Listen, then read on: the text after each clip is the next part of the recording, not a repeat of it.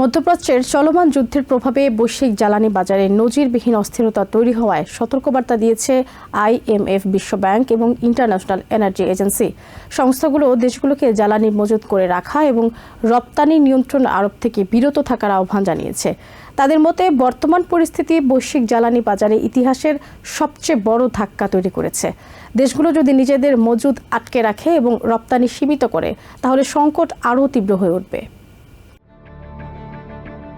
আমেরিকার সামরিক বাহিনী ইরানের বন্দর থেকে জাহাজ চলাচলে অবরোধ শুরু করেছে, যার ফলে উত্তেজনা আরও বেড়েছে। পুরো মধ্যপ্রাচ্য শুধু নয়, এই সংকট বিশ্বের জ্বালানি বাজারকে অস্থির করে তুলতে পারে বলে মনে করছেন সংশ্লিষ্টরা।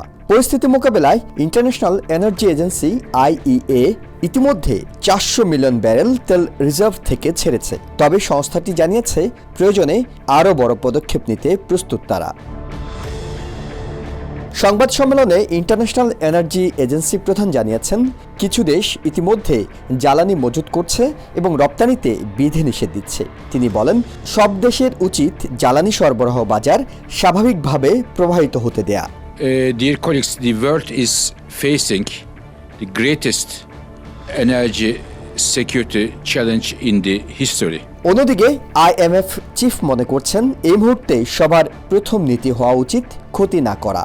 রপ্তানি সীমাবদ্ধতা আরোপ করলে বাজারের ভারসাম্য আরও খারাপ হবে বলে মনে করছেন তিনি। Do no harm. The first principle should be don't impose export restrictions that are only making the disequilibrium worse. To your question, we still have the pause that was announced in fighting in effect. There is time to continue discussions to find a path to bring the hostilities to closure.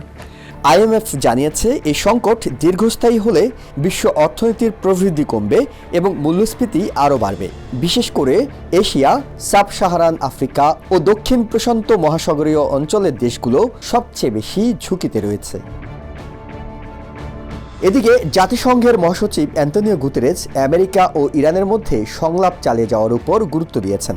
ইসলামাবাদে অনুষ্ঠিত বৈঠক কোনো চুক্তি ছাড়া শেষ হলেও জাতিসংঘের মুখপাত্র Stephen Dujarric এটিকে ইতিবাচক ও অর্থবহ অগ্রগতি বলে মনে করছেন। While no agreement was reached at the talks hosted by Pakistan between the United States and the Islamic Republic of Iran in Islamabad, the discussions themselves underscored the seriousness of their engagement and constituted a positive and meaningful step towards renewed dialogue.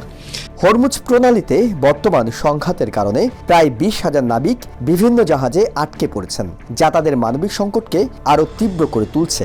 The Secretary General stresses that all parties to this conflict must respect freedom of navigation, including in the Strait of Hormuz, in line with international law.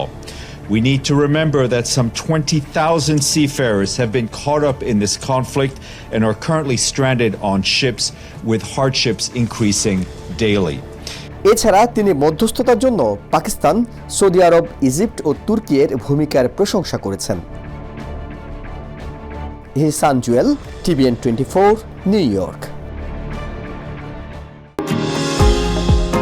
New York থেকে সম্প্রচারিত TVN 24 television বিশ্বজুড়ে বাঙালির কণ্ঠস্বর।